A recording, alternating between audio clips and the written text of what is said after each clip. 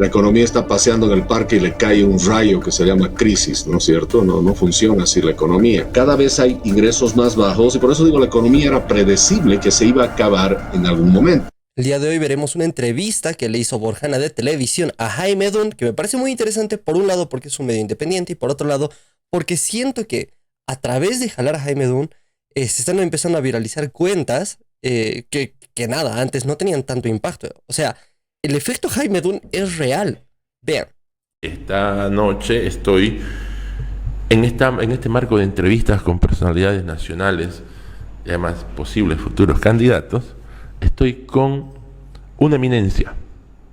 Realmente creo que hace mucho tiempo no entrevistaba a una persona con tantos laureles académicos como la que voy a presentar a continuación. Él se va a presentar, pero déjenme más o menos leerles un poco de los logros académicos que mi entrevistado de hoy tiene. Máster en Administración de Empresas, graduado con honores del programa Maestrías para el Desarrollo de la Universidad Católica y el Harvard Institute of International Development. Graduado en Relaciones Internacionales del College University, operador bursátil en la Bolsa de Nueva York, coautor de la Ley de Mercado de Valores en Bolivia, vicepresidente en Mayborn Security, banco de inversión con sede en Nueva York, gobernador interino de La Paz, asesor del gobierno de Egipto, profesor titularizado de la Academia de Fideicomiso del Congreso Latinoamericano. Fue nombrado el 2010-2011 como el mejor banquero de inversión en Bolivia por la revista World Finances y la Bolsa de Valores de Londres. Consultor del Departamento de Estado de Estados Unidos. Asesor presidencial para la reforma del mercado de valores de la República Dominicana. Y puedo seguir, por si acaso, pero quiero que él se presente. Con nosotros esta noche, Jaime Dunn. ¿Cómo le va, licenciado? Hola Ricardo, muy buenas noches. Muchísimas gracias por la entrevista. Un gusto, un placer para mí, a través de tus micrófonos, llegar a este importante departamento como es el Beni y las otras regiones y por supuesto todas las cadenas que se vinculan a través de las redes sociales. Un gusto estar aquí. Mira, evidentemente estamos bien acostumbrados a leer los currículums, lo cual está muy bien, pero yo creo que a la gente lo que le interesa saber es no que estudió la persona, sino conocerlo, ¿no? A la persona. ¿Quién es esa persona? ¿No es cierto? No importa los diplomas que tengas, yo quiero saber cómo eres. Y a ver, yo me describiría de la siguiente manera. Soy una persona curiosa, siempre aprendiendo, inquieto, protestón, que cree que todo siempre puede ser mejor. Soy opinador porque no soporto la indiferencia ni a los quejones. Creo de verdad en los derechos inalienables a la vida, a la libertad, la propiedad privada, la seguridad jurídica y la búsqueda de la felicidad. Creo que el problema de los bolivianos es cultural, nos enseñan lo incorrecto. Nunca me pregunto por qué los bolivianos somos pobres, siempre me pregunto por qué no somos ricos. Creo que el empresario es un gran benefactor social. En mi carrera profesional es curiosa porque hago leyes sin ser abogado, hablo de economía sin ser realmente economista. Soy director empresarial, he estudiado física y matemáticas, pero soy licenciado en Relaciones Internacionales y tengo un masterado en Administración de Empresas. Esa es la descripción personal, querido Ricardo, que no se pone en los currículums, pero si alguien tiene tiempo para escuchar, pues esa es la descripción que le doy a la gente. Me encanta. Don Jaime, vamos a hacer algo. Vamos a hacer que esta entrevista sea muy dialógica. A mí me gusta mucho dialogar y aprender. Okay. Porque yo lo sigo. Usted es columnista del País, si no me equivoco. Sí, de varios medios. El País es un medio amigo nuestro, es un medio con el que tenemos una alianza como periódico también, y por eso consumo mucho su contenido. Y toda la estructura de la entrevista, en la que quisiera que hablemos de economía nacional, internacional, las propuestas, esta idea de cómo está la realidad económica del país, y vamos a terminar con la pregunta una pregunta que a mí me gusta hacerla muy directamente, ¿no? Sobre la política. Pero en esta lógica yo quiero, para todo el tema económico, leí el último artículo que usted escribió para El País y lo voy a citar. La verdadera raíz de la crisis está en el gasto fiscal descontrolado. Perdón, se me perdió. Se fue a este otro lado. Acá está. 2 segundos. Está en el gasto fiscal descontrolado. Y la idea dice de cambiar el modelo. Empecemos por esto, don Jaime. Estamos viviendo una crisis económica. Creo que ya no hay razón para evitar de llamarla por su nombre. Crisis. ¿A qué se debe esta crisis económica en el país? Ricardo, muy importante tu pregunta y mucha gente todavía no sabe responder a ese interrogante. Las crisis tienen causas y las crisis no son súbitas. No existe que la crisis está paseando, la economía está paseando en el parque y le cae un rayo que se llama crisis, ¿no es cierto? No funciona así la economía. La economía poco a poco se va deteriorando y las crisis a veces son tan silenciosas que no nos damos cuenta que estamos viviendo una. El caso de Bolivia es una de las crisis más curiosas porque ese llamado modelo económico, social, comunitario, productivo es, entre comillas, un modelo altamente predecible por dos cosas. Por la forma que conjuga las variables del crecimiento del país y segundo, porque no es más que una copia del manejo macroeconómico populista que se ha aplicado en su momento en Cuba, después en Venezuela y la Argentina. Entonces eso hace que sea altamente predecible. Eso como una aclaración. Ahora, Ricardo, un país para crecer básicamente tiene que trabajar sobre 4 variables económicas. El consumo, primero, la inversión, el gasto público y tener exportaciones mayores a las importaciones. Cualquier país del mundo, Bolivia, China, Paraguay, Uruguay, Perú, lo que sea, usan la misma fórmula. Es como la fórmula de la gravedad. Eso es igual en cualquier parte del mundo. ¿Ok? Entonces, la clave es cómo vas a conjugar y combinar estas 4 variables. Ahora, habiendo dicho eso, y cuando vemos la foto del llamado modelo económico, social, comunitario, productivo. Andino-amazónico, creo que más se llama, ¿no? Algo así me acuerdo. Y bueno, seguramente viene con versión 1.0, 2.0 y etcétera, etcétera. Fíjate, es un modelo que en su funcionamiento es sencillo. Lo que hace es capturar excedentes, llámese riqueza, a través de lo que llama sectores estratégicos generadores de excedentes, donde estaban principalmente, o están los hidrocarburos, el gas. Entel, claro, ¿no? Recursos de minería, electricidad. O sea, la idea era que esos recursos que generan esas industrias las capturamos y el Estado redistribuidor redistribuye eso a través de lo que llama sectores generadores de ingreso y empleo, donde están básicamente las empresas públicas, y el resto va en un mecanismo de redistribución de ingresos por programas sociales, Juancito Pinto, Bono Dignidad, Juana Zurduy, como un mecanismo de luchar contra la pobreza. Y busca este modelo, a través de su plan de desarrollo económico social, vivir bien con sustitución de importaciones, dice, para buscar un mundo sin desigualdad ni pobreza.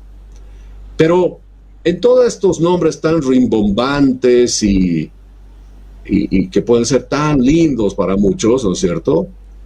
Hay 2 realidades bien grandes. Para que esto funcione, es necesario que el Estado, es decir, el gobierno, tenga que intervenir en la economía a través de sus 7 facetas. tiene que ser planificador, tiene que ser empresario, tiene que ser inversionista, tiene que ser regulador, benefactor, promotor y banquero. Es decir, esas 7 cosas lo que hace es que el gobierno se vuelva el que hace todo, desplazando al sector privado. Esa es la primera realidad. Y la segunda realidad, muy importante de entender, que es un mercado de captura de excedentes, es decir, captura de riqueza para redistribuir. Entonces, no es un plan de creación de riqueza, que es lo que todos esperaríamos que suceda. No necesitamos una economía que cree riqueza para todos, no que redistribuya la poca riqueza que hay para luchar contra la pobreza. Entonces, en conclusión, los bolivianos tenemos que entender que los últimos 20 años hemos estado con una economía que busca redistribuir la poca riqueza que hay para luchar contra la pobreza. Cuando la lógica nos dice que la forma de luchar contra la pobreza no es redistribuyendo la poca riqueza que hay, sino creando nueva riqueza.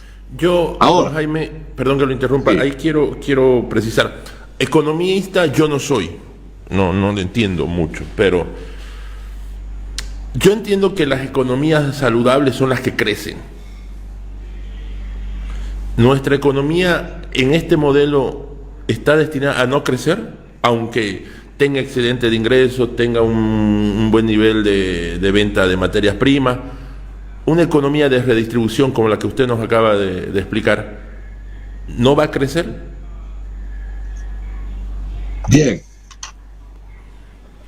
Te la voy a poner más difícil, querido Ricardo. A ver. Una economía que redistribuye riqueza también crece. Ya. Pero el problema es que se agota.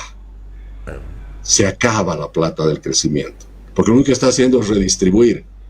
Eso es como meterle a tu auto 50 litros de gasolina y hasta ahí llegaste. Va a acelerar, claro, va a acelerar, vas a llegar a 120 por hora, qué bonito, ¿no? Está bárbaro esto. Pero va a llegar un momento que se va a agotar. Mientras que una economía también puede ir a 120 por hora, pero si es que estás recargando el combustible, creando riqueza continuamente. Entonces, mira, se me ocurre hacer un ejercicio matemático bien sencillito para justamente los que no son economistas. Te decía, la economía crece con consumo, inversión, gasto y exportaciones. Mentalmente, pónganse esas 4 cosas ahí. Uh-huh. Digamos que una economía ha crecido 10. Se dice el Producto Interno Bruto es la medida del crecimiento. Ha crecido 10, digamos 10 granos de maíz. O se mide en maíz, 10 granos de maíz. Entonces, ¿cómo ha crecido esta economía? Ha crecido en consumo 5, es decir, la gente se ha comido 5 de los granos de maíz, porque tiene que comer la gente. Ha invertido 2 granitos de maíz, es decir, se los ha enterrado para que tengamos más maíz después. Ha gastado otros 2 granitos de maíz porque hay que cosechar y hay que sembrar. Ahí tienes 5, 2, 2, tienes 9. Y te ha sobrado un granito de maíz, lo has exportado. Entonces este país ha crecido 10.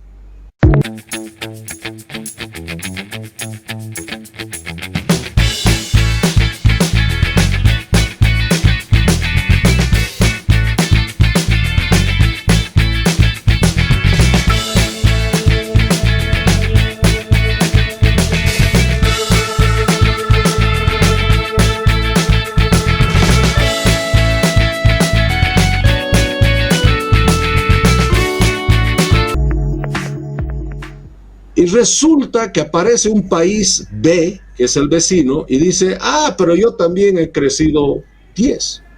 Y le preguntamos, ¿cómo has crecido 10 granos de maíz? Él dice, igual que vos, me he comido 5 granos de maíz, he invertido 0, me he gastado los otros 5 granos de maíz y he exportado 0. Los dos han crecido 10, Ricardo, ¿correcto? Uh-huh.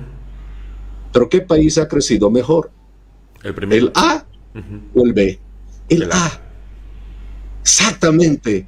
El país A es un país que crece 10, pero creando riqueza, invirtiendo, exportando, estimulando el ahorro, la producción, la generación de empleo. Mientras que el país B ha crecido también 10, pero comiéndose lo poco que tiene y gastándose el resto. Por eso se acaba algún rato y hay crisis. Claramente, Bolivia es el país B. Entonces, y estamos en crisis porque se acabó, nos comimos toda la poca riqueza que había y se ha generado. Y por eso el gobierno dice, es que se debió haber explorado más. Y le echa la culpa a Evo. O sea, Evo tiene la culpa de que la riqueza se haya agotado. Que la riqueza no haya crecido porque no se ha hecho mayor exploración. Y yo digo, pero qué pena, ¿no? Porque pensaban solo del gas vivir en este país. Entonces, ¿por qué no hemos estimulado la variable segunda que decía que es la inversión? ¿Por qué no hemos dejado que vengan inversionistas extranjeros y los propios inversionistas bolivianos inviertan en otros sectores, turismo, más desarrollo agropecuario, comercio, servicios, transporte? O sea, había un montón de cosas que se podía hacer.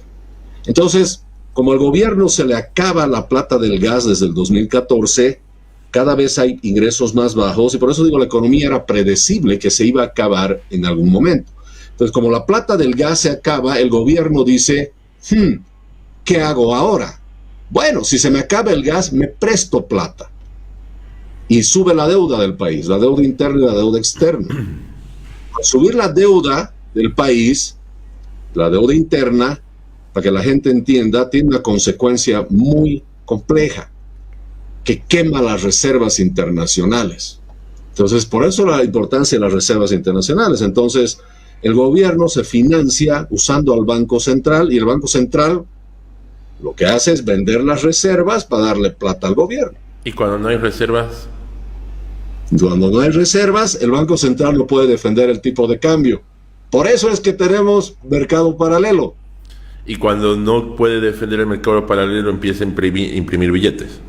Y se empieza a imprimir billetes porque ya no tengo reservas. Recuerden que la ley del oro, la ley del oro dice que el gobierno ya no puede vender más de las 22 toneladas, entonces ya tengo que empezar a imprimir billetes.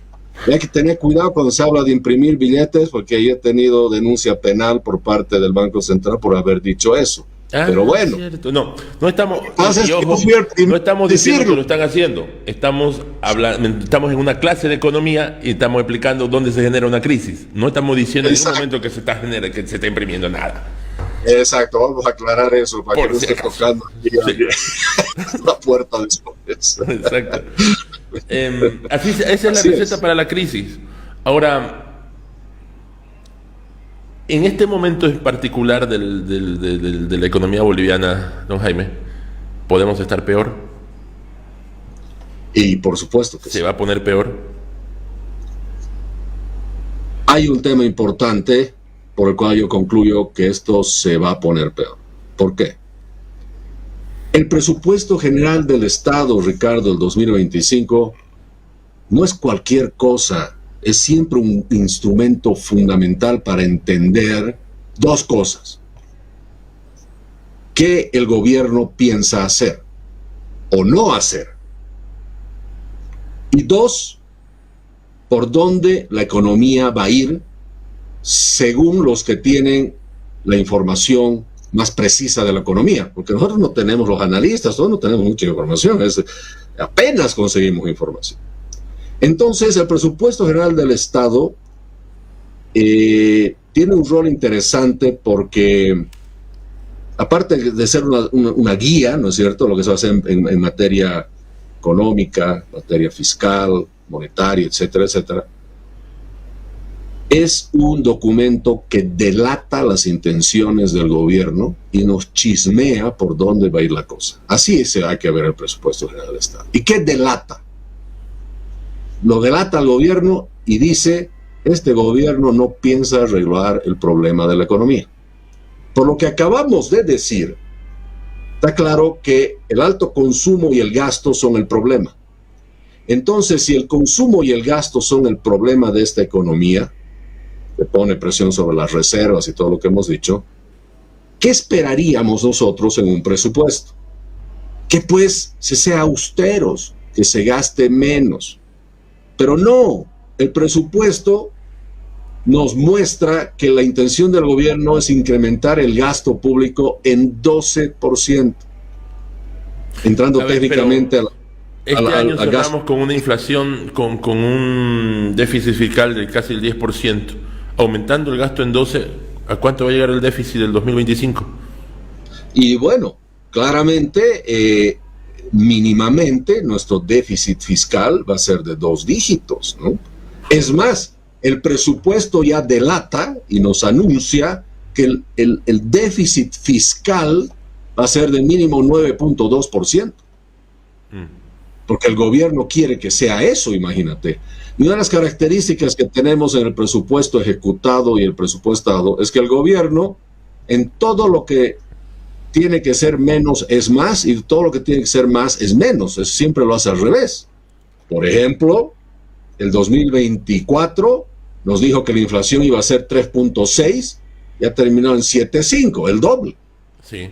Es decir, que el crecimiento iba a estar sobre el 3.5 y no estamos apenas al 2. O sea, el tema es que el presupuesto delata de que el gasto, el consumo, la fiesta del gasto y el consumo va a continuar. Y bueno, desde el punto de vista político es lógico porque el gobierno está en campaña. Es imposible para un gobierno que quiere ser reelegido bajar el gasto público porque es una medida impopular. Claro. Eso es lo que pasa. Don Jaime, yo quiero dar un brinco ya en esta segunda y última parte de la entrevista. Tenemos una crisis, hay muchos elementos que generan la crisis, usted mismo los ha enumerado, por lo menos algunos. ¿Usted cree que parte de la crisis se ha generado por culpa o por responsabilidad de la clase política gobernante? Y no solo estoy hablando del oficialismo, sino de toda la clase política. Bueno, primordialmente el partido Movimiento al Socialismo, al establecer un modelo económico, social, comunitario, productivo, es el principal causante de la crisis, porque su modelo es de crisis. Pero se exacerba obviamente la crisis cuando la política que en sí misma no da señales de certidumbre, se adicionan factores también por el lado de la oposición que hace que la incertidumbre se ahonde o se vuelve funcional al movimiento al socialismo, ¿no es cierto? Porque hay oposición funcional al movimiento al socialismo.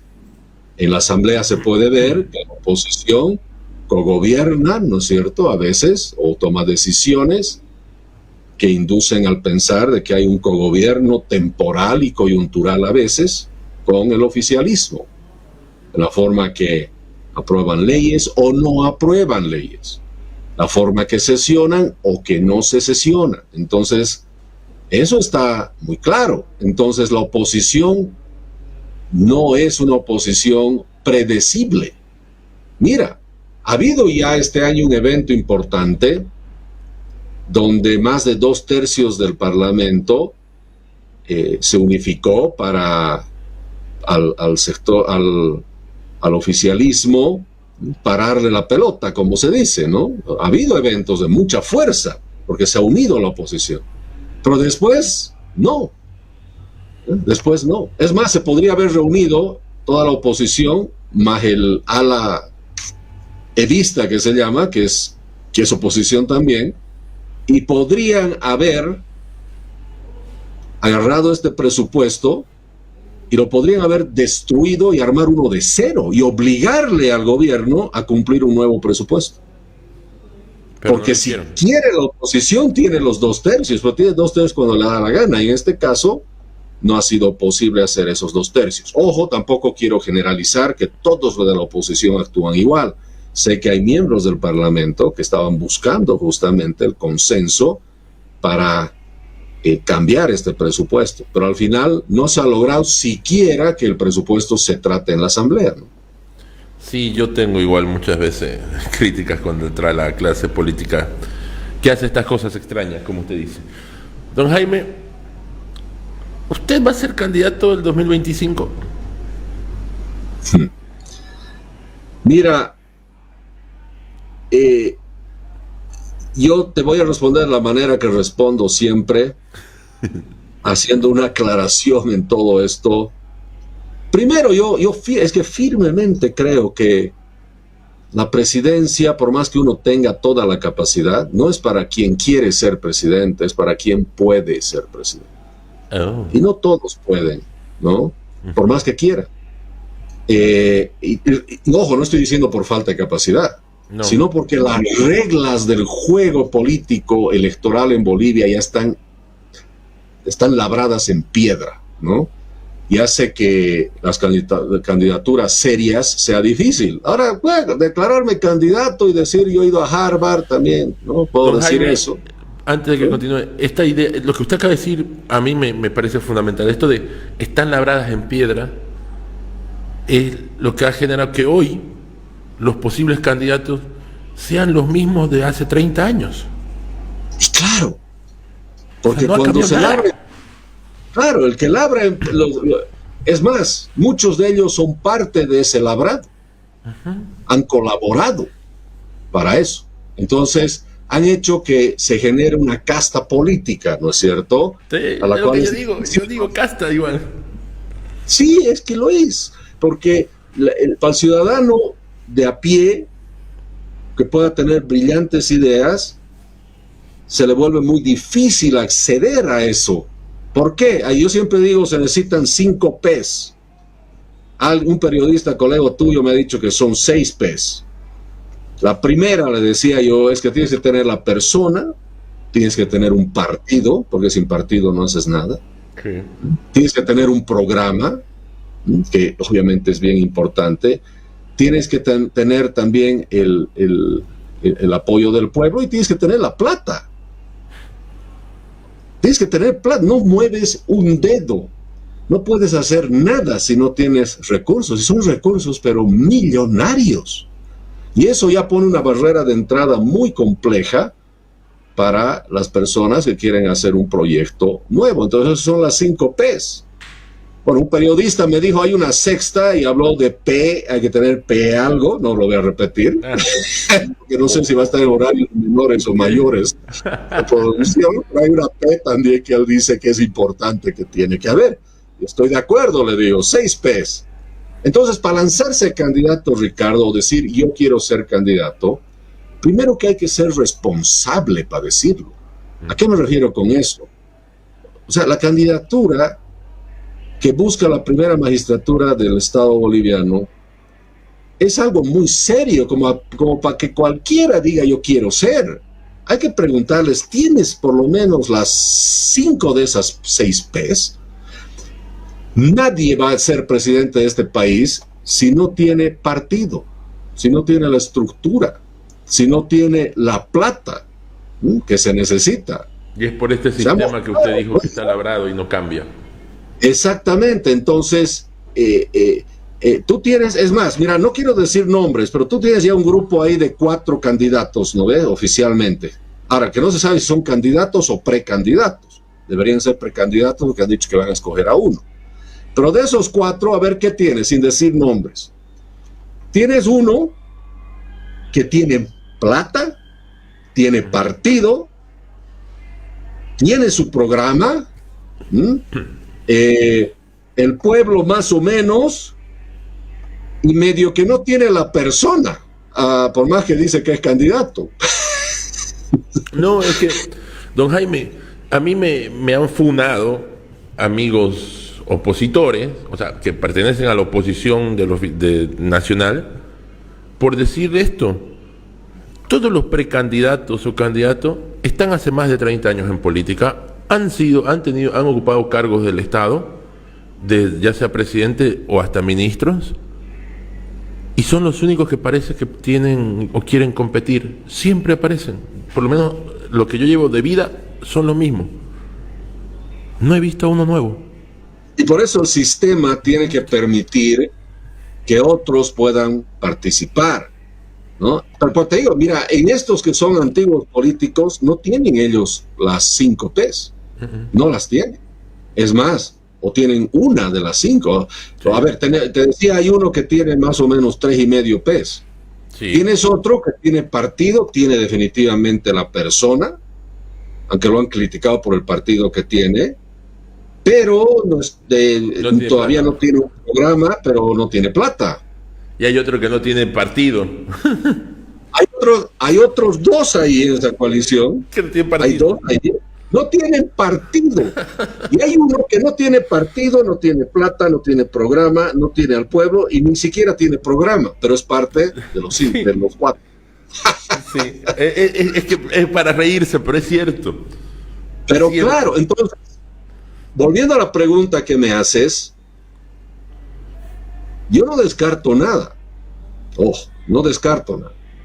Pero si hay algún tipo de anuncio, tiene que ser un anuncio responsable, donde por lo menos se diga, che, de las 5P tengo 4, aquí están sobre la mesa. Entonces, entonces es algo serio, pues. Me han pasado el dato que en los próximos días aparece otro candidato. Sí. ¿No? Entonces, no puedes. Lo menos que uno tiene que hacer cuando es serio en estas cosas es lanzarse a candidaturas generando más ruido, más confusión. El país necesita unidad en la oposición.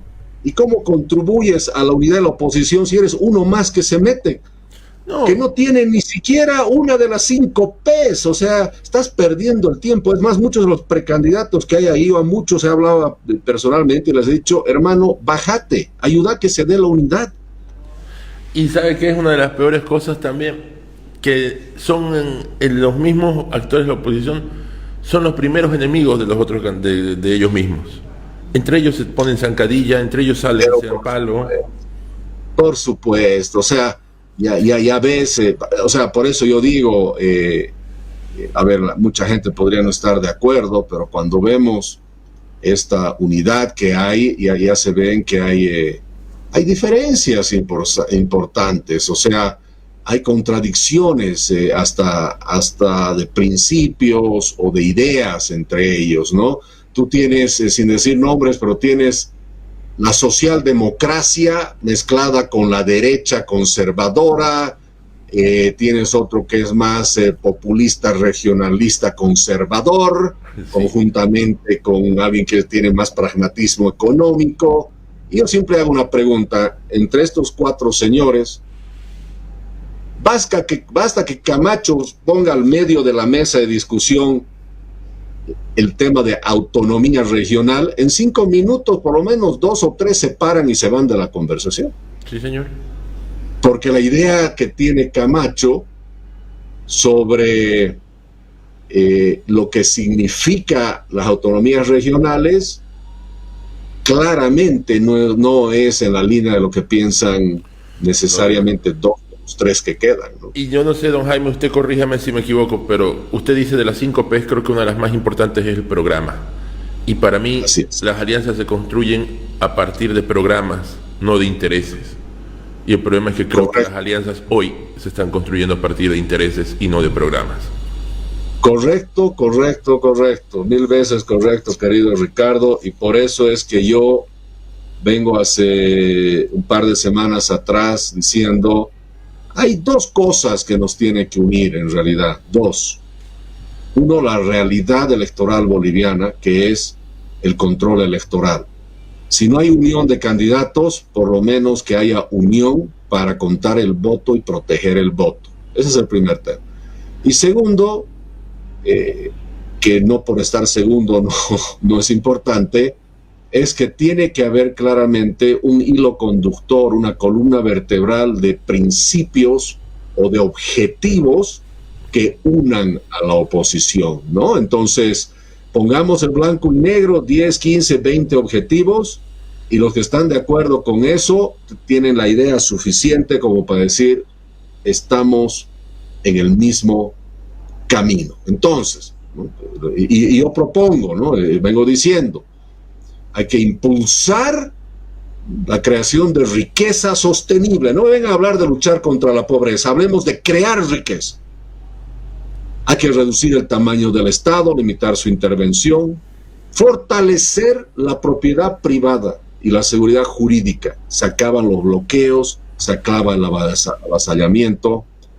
Hay que asegurar la libertad individual y económica, hay que promover la transparencia y luchar contra la corrupción con tecnología clara y precisa.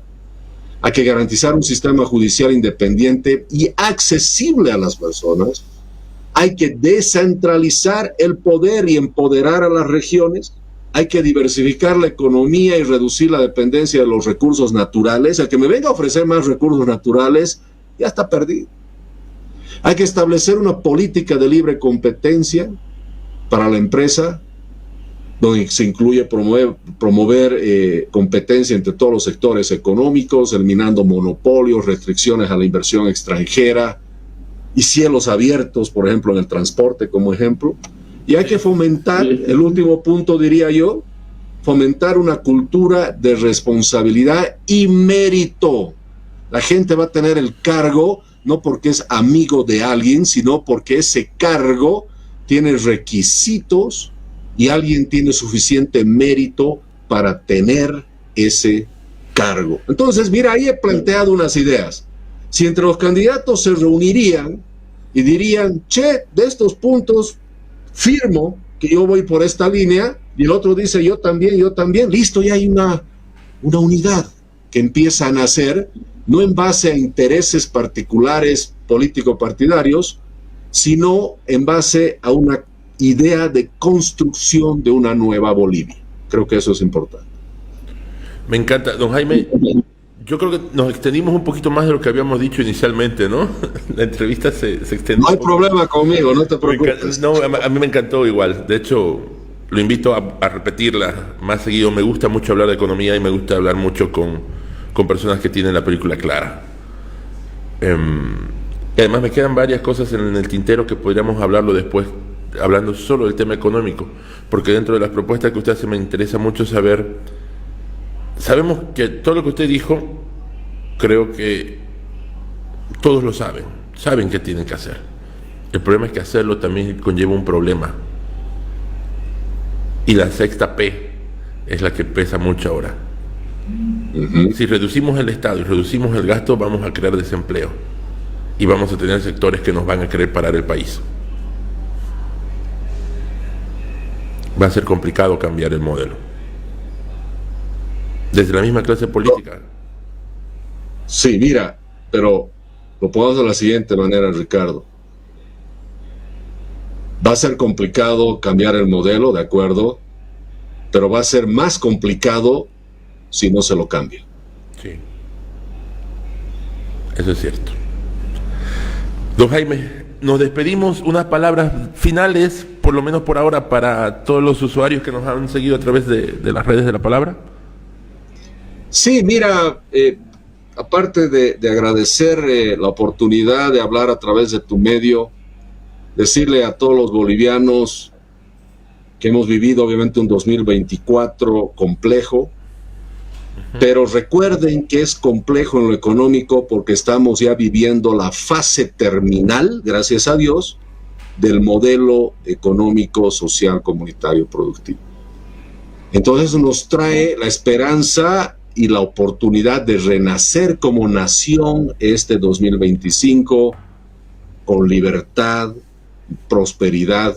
Dejemos atrás el gasto excesivo, el centralismo, el populismo y pensemos más en que las personas, las regiones y nuestros proyectos de vida son más importantes que el plan de gobierno o el modelo que el gobierno nos quiera imponer.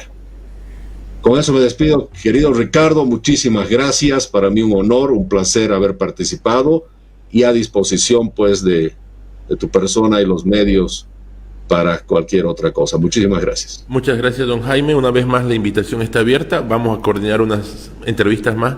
Me gusta mucho el tema económico, creo que es importante discutirlo y discutirlo seriamente, lejos de de las trincheras ideológicas, hay que repensar la economía y hay que repensar el modelo.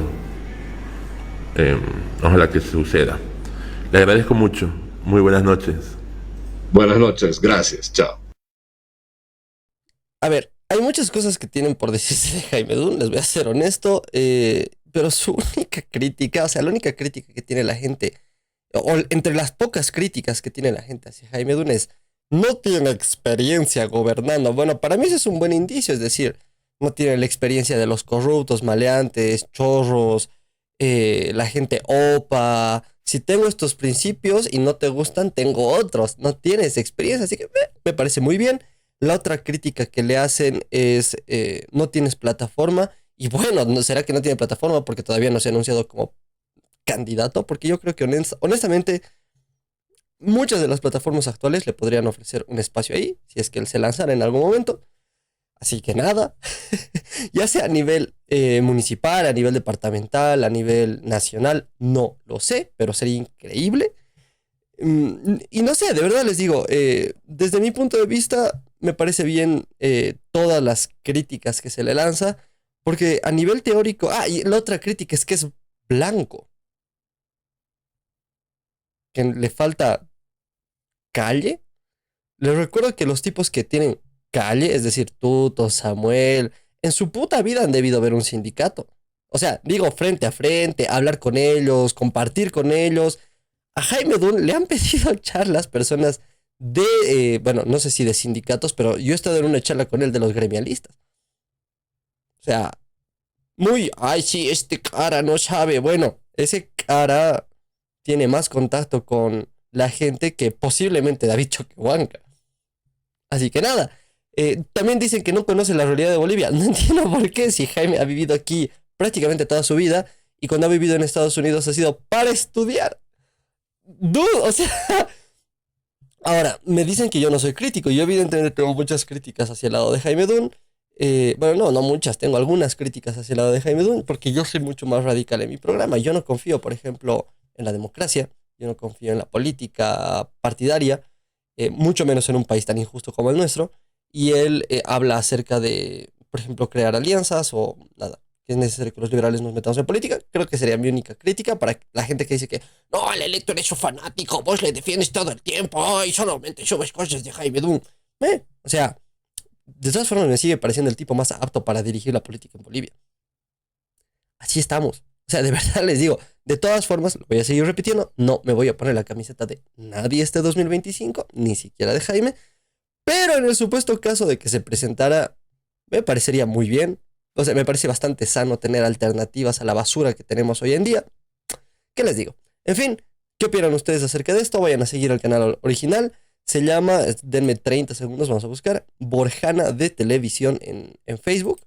Me parece que, de verdad, todos están empezando a entrevistar a Jaime Dunn.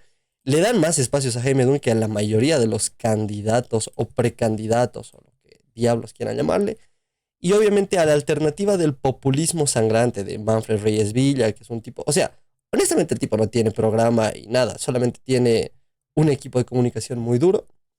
Y del otro lado de la zanja tienen a un montón de tipos que, honestamente, lo veo un poco más sano en este punto. Les voy a ser honesto, el equipo Dunn, diría que es Dunn, Tuto y Juntucha, bueno, ok, están recibiendo a gente diferente.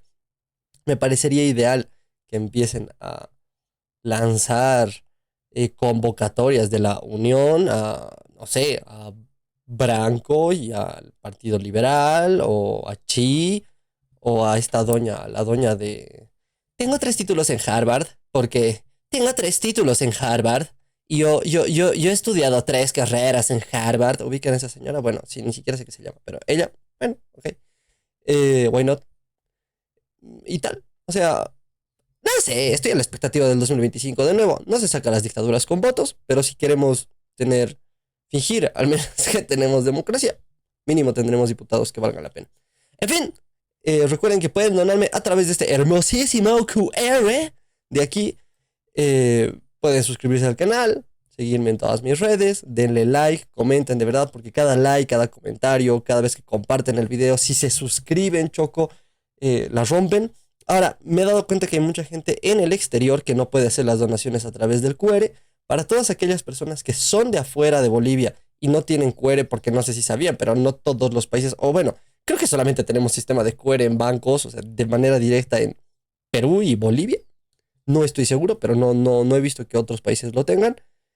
Así que para las personas que son de afuera, pueden hacer sus donaciones a través de Supergracias. Pueden hacer sus donaciones también haciéndose miembros del canal. Tienen ahí un botoncito en la parte de abajo al lado de suscribirse donde dice hacerse miembro del canal. Y tienen dos, que es los gracias y el otro, no me acuerdo qué se llama. De todas formas, muchísimas gracias a todos los miembros actuales. De verdad, me aportan como no tienen idea, porque va a haber un punto donde evidentemente YouTube se va a dar cuenta de que, quizás no somos de su línea política. Y para cuando eso pase, quizás me empiecen a tirar muchos videos. Así que para todos los que son miembros del canal, muchísimas gracias. No se olviden dejar su like, comenten. Y de verdad, gracias por todo. Si no me agarran, nos vemos la próxima. Chao. De que tú nos avasalles, libertad es lo que el pueblo pide, mientras que el egoísmo y la avaricia te persiguen. El sol no se ha escondido ni la luna se ha escapado, solamente han sido